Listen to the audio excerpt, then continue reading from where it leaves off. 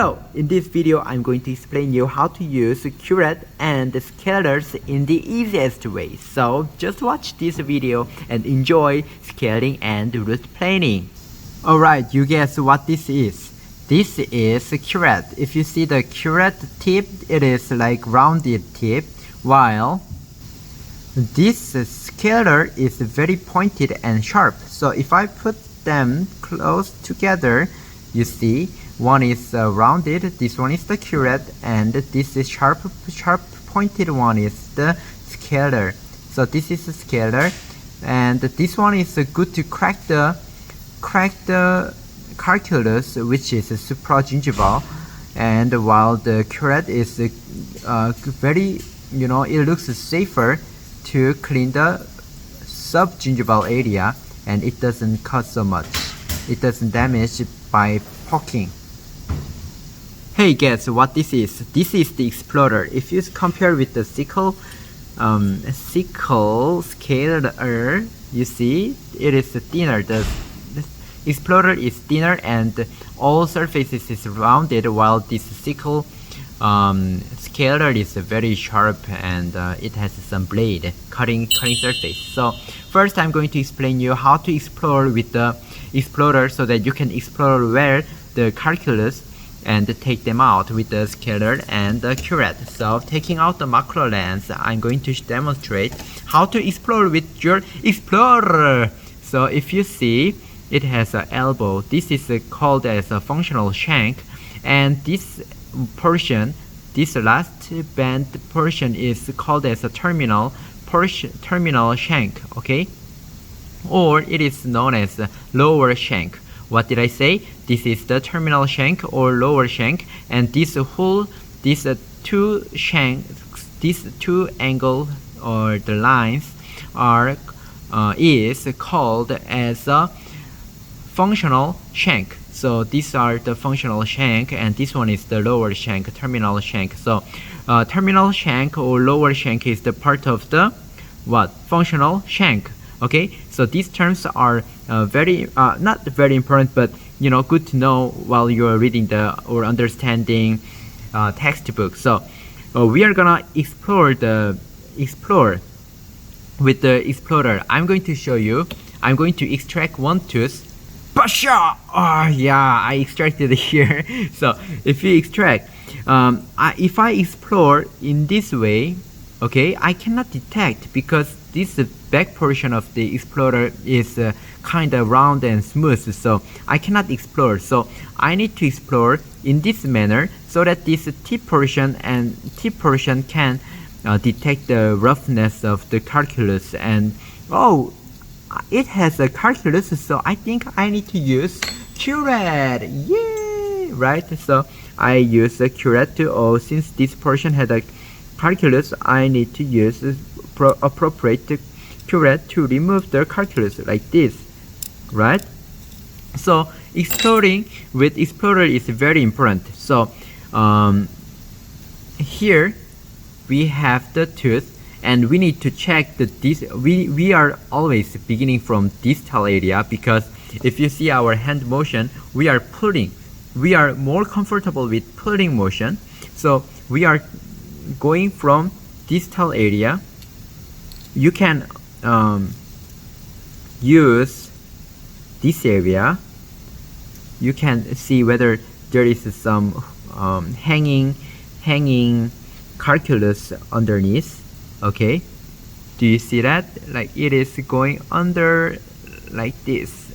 Okay, always this tip portion needs to, or this inner surface needs to hug like this.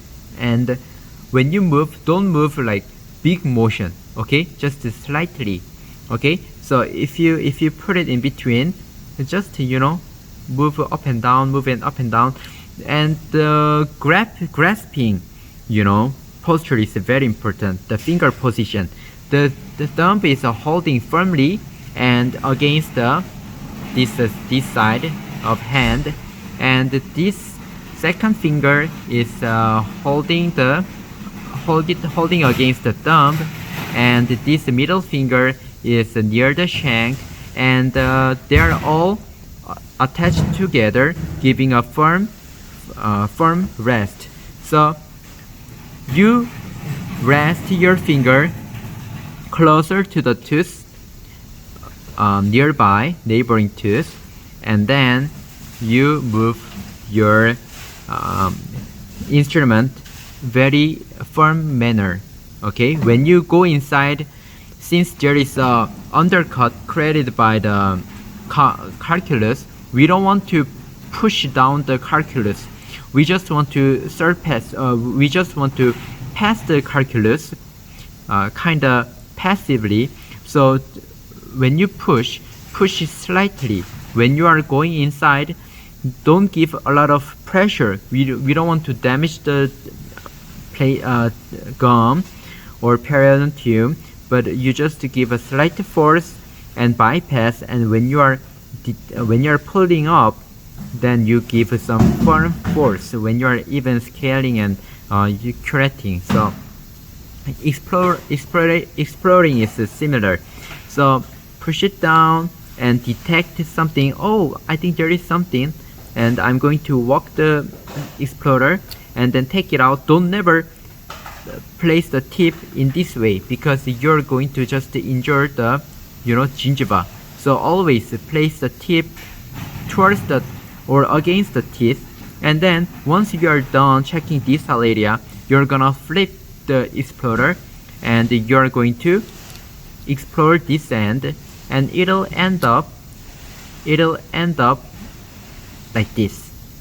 Just as you have inserted this area, if you take out, if you are done with detecting distal area, take it out, and then you just turn the explorer. See that my thumb is my thumb is rolling the explorer, and as you roll it, this one will rotate and you explore like this by walking.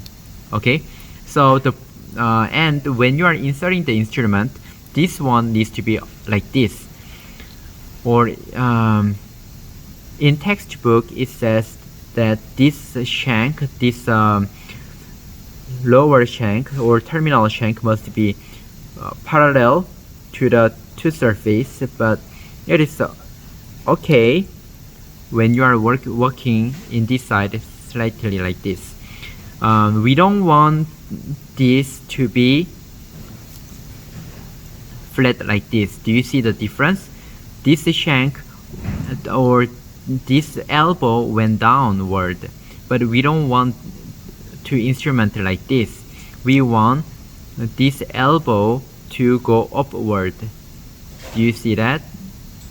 We want this to go like this. But if you position it in a wrong way, it becomes like this, right? But it is a wrong orientation of the instrument, because we want this instrument to be actively used. But if this one is if this terminal shank is low, you cannot insert your instrument subgingivally, right? It is the same with the other curette. I am going to show you with 1314. This one is used for distal area. So this is a proper orientation, proper position of instrument. But if you are using in the other way, like this, you cannot insert it because this terminal shank is pushing the gingiva, right? Okay, so it makes sense. So this is how you explore. So like this. And also, if you are placing it in this way, your hand is into the tooth, I mean inside the mouth too much.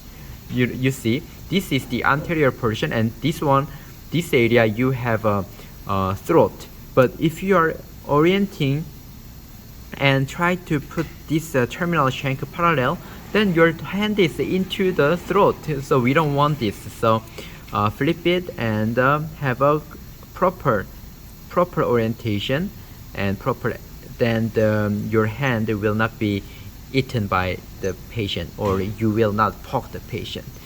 Right? Okay, so insert it and walk, walk, walk, walk, walk.